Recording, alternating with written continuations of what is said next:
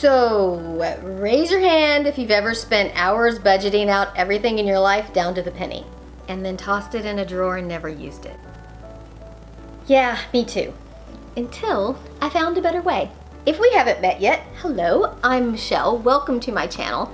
I teach everyday women with everyday money issues how to manage their paycheck so that they can meet their financial and money goals and not work until they're 80. By the way, if you stick around until the end, I'm gonna share the checklist I use every week to make sure this better budget that I'm going to tell you about is on track. It takes about 10 minutes each week and has saved my bacon more than a few times, I promise you. In the past, I have spent hours budgeting out every deposit and every bill down to the penny to meticulously prepare a budget that then doesn't work. You feel me? Leave me a heck yeah in the comments so I know I'm not alone. But all of that is in the past because I discovered the 50-30-20 budget method. With this method, 50% of your expenses are earmarked for needs, 30% for wants, and 20% for savings and debt. So, what is a need? A need is anything you would still need to pay in the hopefully never happens event of losing your job or getting sick or being unable to work or having a parent or child get sick and then you need to take care of them.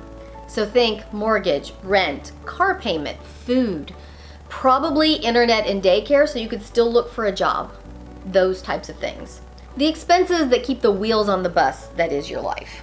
I'm gonna skip over wants for just a minute because I have a bit of a rant around them, and we're gonna go straight to the 20% of your take-home pay that's allocated to savings and debt under this method. With this method, 20% is supposed to go to savings and debt, but I don't want you to just pay off debt. I want you to save too. And actually, I want you to save first, and what I want you to save first is an emergency fund. If you don't know what an emergency fund is, or you don't know how to get started, I did a whole series on savings and I'll link that in the description.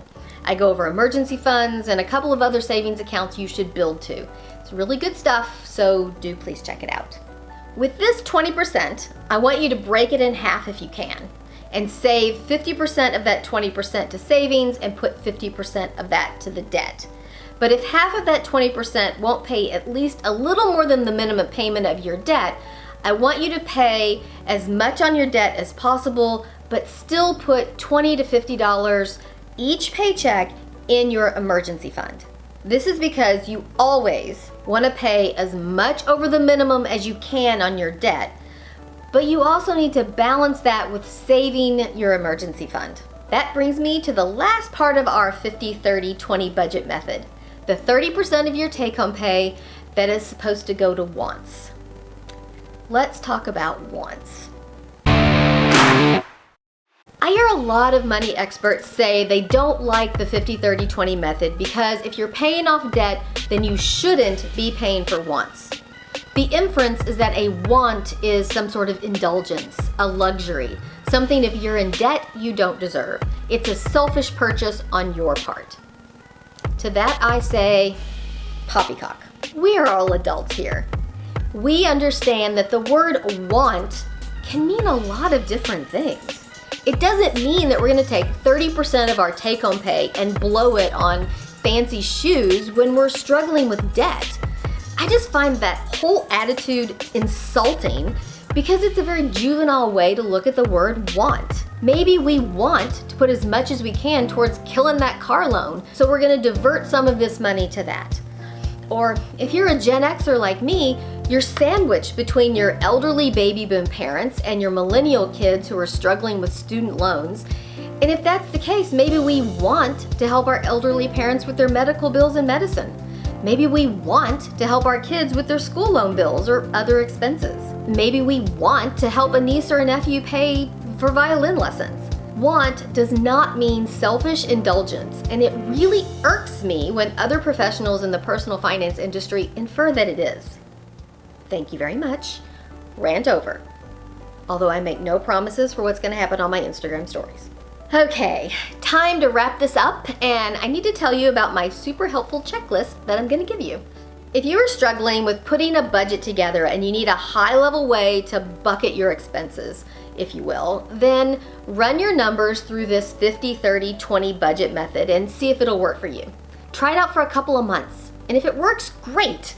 Be sure to DM me on Instagram and let me know so I can celebrate with you.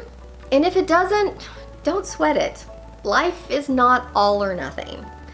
Maybe you just need a little help sorting through it. And if that's the case, then DM me on Instagram and let's talk about it. Maybe you just need to tweak a few little things. Now, the bonus that I promised you. Every Sunday, I have what I call my money date with myself.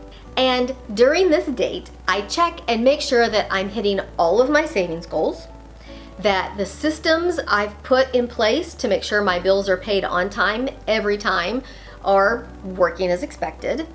And finally, I review all of the bills and expenses that are coming due in the next week.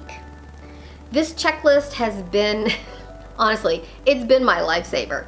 And it takes all of 10 minutes to run through it. I've put a link in the description, whichever your description is, so that you can pop over to my website and grab it for yourself. I really hope it helps you as much as it's helped me. If you liked today's video, please like and subscribe. It helps YouTube know I'm putting out helpful content. And don't forget to go grab your money date checklist.